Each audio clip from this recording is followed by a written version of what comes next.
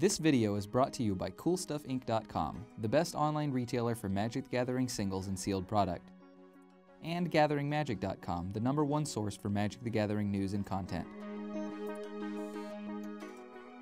Hey guys, Marshall here from Limited Resources, and doing another M15 draft here on GatheringMagic.com. Taking a look at well, I'd call this a reasonable pack. I wouldn't call it a great pack. The cards that kind of stick out to me are Inferno Fist, Geist of the Moors, and Covenant of Blood. Kirkesh is pretty good as well. Worth noting at least, but it's pretty tough to make Kirkesh great. I think I'm going to take the Inferno Fist here. I like the Geist of the Moors pretty well, but white is the most popular color, and I will take a white card first. It just has to be a little bit better than that one.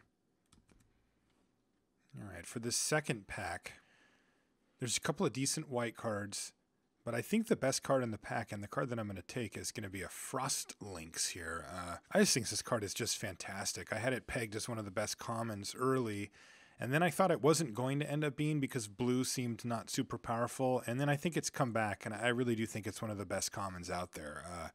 The cool part about it is that you can play it in control decks or in aggressive decks, and it's really good in both. It really is. It comes down, it slows them down, it puts up a blocker. In control and in aggressive decks, it's pretty obvious why it's good. All right, for this next pick, I'm going to take the Paragon. I like Nimbus of the Isles. A couple other decent cards. Again, Invasive Species, Midnight Guard. They're fine. Nothing wrong with it. Pillar of Light. Coast can help us splash or whatever, but let's just go for Paragon and see if we can't kind of push in on blue a little bit here. We get a pretty nice signal, though, to go a different direction. Paragon, Accursed Spirit are fine, but Flesh to Dust. Flesh to Dust is the real deal. So we're going to take a Flesh to Dust here and kind of move over into black potentially. I'm fine with that given what we've seen so far. All right, here's a Dissipate or a Witch's Familiar. Kind of want to cut blue here. Yeah, I'm going to do that. I'm going to keep cutting blue. All right, this is a funny pick. We can take Sign in Blood or Divination, very similar cards. We're going to take the Divination here and keep on the blue train as much as we can. Here's a Covenant of Blood that's fairly late. Unmake the Graves as well. I wouldn't call this like a late pick, but it does go a little sooner than 7th pretty often, so that's a good sign for us as well. Getting a Flesh of Dust and a Covenant of Blood, both of them a couple of picks later than I would expect them to go is promising news for black. All right, here's another Covenant of Blood, but there's also a Divination floating around here.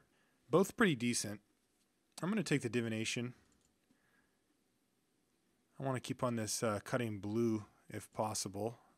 Same thing with Negate. Though I will say that the only two blue creatures and the only two really great cards that we have for blue are these two, and even then Paragon's just decent, but Divination certainly help out a lot. Deck doesn't really know where it's going quite yet, though, so we've got a little work to do here still. Happy to pick up a Necrobite at this point. We need creatures, but Necrobite's pretty good once you have them. I'm just going to take this Yavimaya Coast.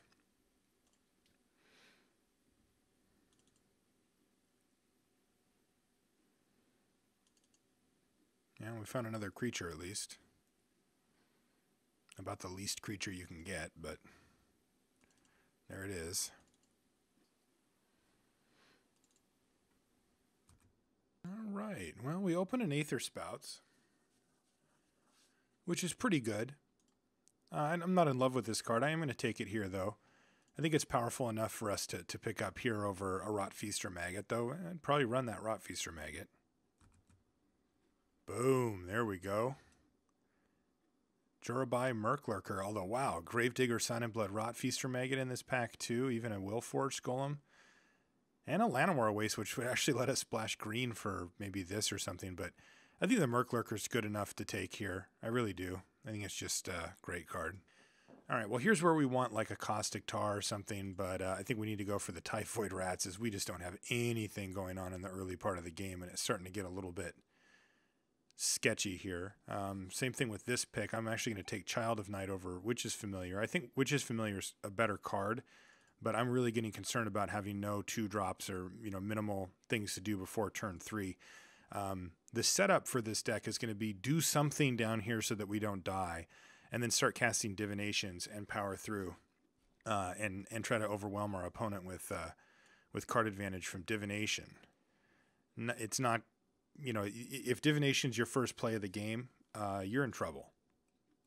Okay, here we can pick up an Accursed Spirit, and I think that's the pick. I like Sacred Armory quite a bit as well, but I think that we still need creatures. That was only our 6th actual creature here picked, so Sacred Armory, of course, gets a lot worse if you don't have random creatures floating around. Gosh, why is this so hard to find creatures in this today? Very weird. I'm going to take the Sign in Blood. That'll give us our 3rd draw spell and pretty much cap us out on those. We don't need any more. Black Cat, yeah. Get in there. Meow. This is getting a little weird. All right, here's another creature. That's good. It's even a blue one. Makes our Paragon a little bit better. I want more of these. Oh, lovely. Rotfeaster Maggot came back. That's going to make the cut. Here's another Sign in Blood. I don't know if we need 2 Sign in Bloods and 2 Divination. Right now, we don't have a whole lot else going on, so let's draw some cards, I suppose.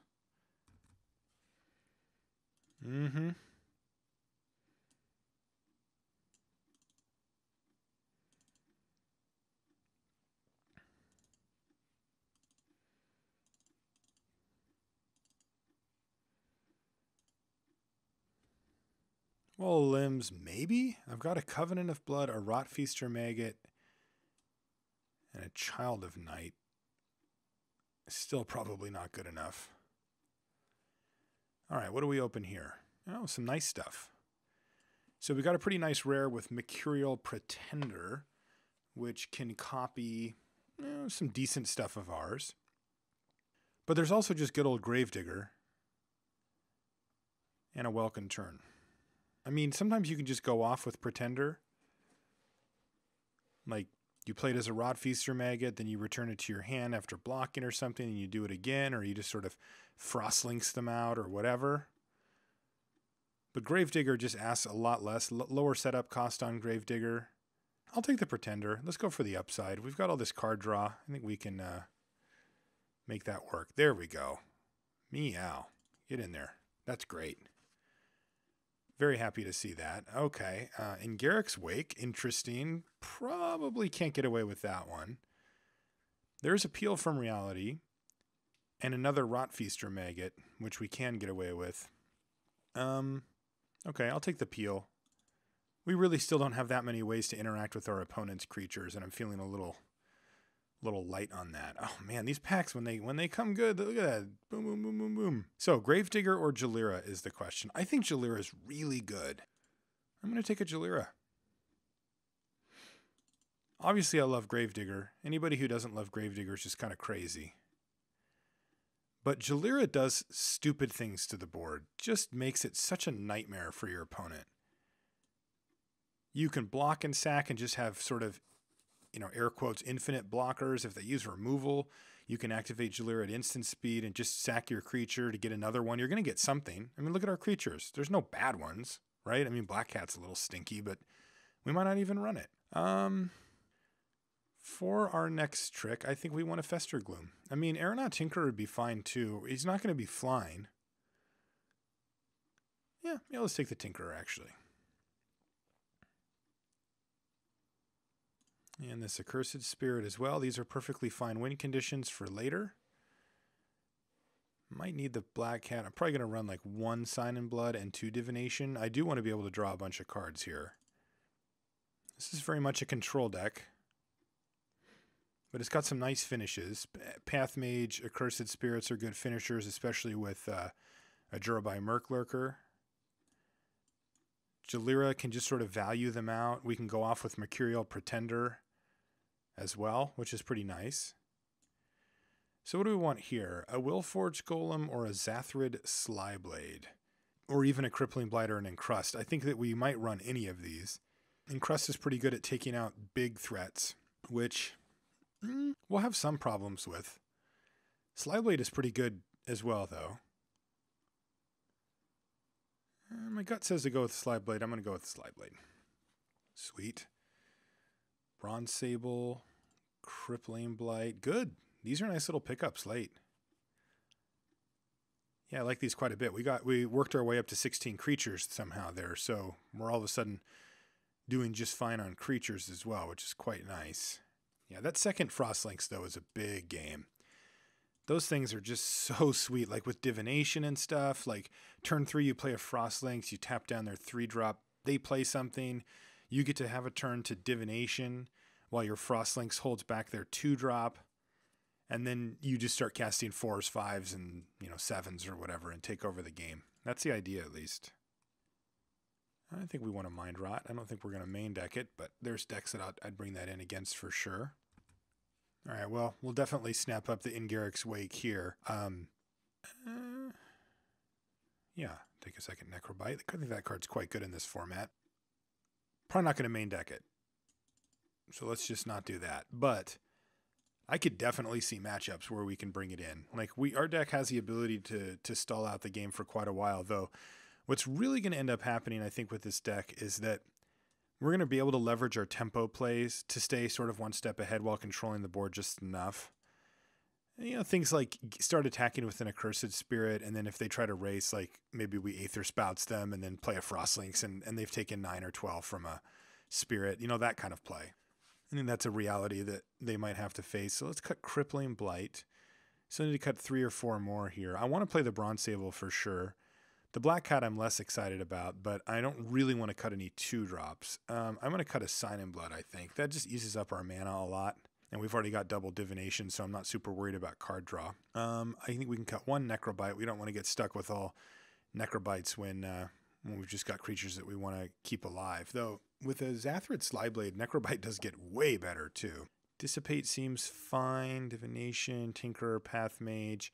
I could cut one of the Accursed Spirits. I could cut the Paragon, though I think we've got just enough here. Double Lynx, Tinkerer, Lurker, Pretender. Will it be blue? Depends on if it's blue when I cast it. Pathmage, though, is a nice win condition as well. I like everything else. Paragon's sort of iffy, I'd say. The thing is, it doesn't have to do that much. I think that people think that you need like an army of tokens to make these worth it, but just turning this into a 3/3 can be quite impressive. That said, the Pretender's often not going to be a blue card, so if we take that out, we have 1, 2, 3, 4, 5, 6. That's probably not enough. Let's kill the Paragon here. It's close, but it's not enough. Plus, our Pathmage and our Accursed Spirits are pretty good anyway. I think we can maybe cut Dissipate if we want to go to 22 as well. I do feel a little naked. We've got Appeal from Reality, a Rats. And then we've got the Aetherspouts and a Flesh to Dust with the Covenant of Blood. Not a ton of removal, really. Necrobite's supposed to be removal. Xathrid Slyblade is supposed to be removal. I suppose with Slyblade, Dissipate gets better too because we're going to be leaving our mana up. This looks like a pretty straightforward 23. I'd consider going to 22 and 18, but with 2 Divinations, I think we're okay. So let's add some lands here. This thing says 9-8, but I think we actually want to go 9-8 here. Am I wrong? When we get to turn 3, we need blue mana no matter what, but turns 1 and 2 are going to be all black, basically. Like, we're never going to play Peel. So Black Cat, Child of Night, Typhoid Rats all need black mana. We only need 1 blue mana to make our deck go. We have Aetherspouts and Dissipate, but whatever. Yeah, let's do it like that. All right, blue-black, tempo, control, aggro, not really sure. We'll find out.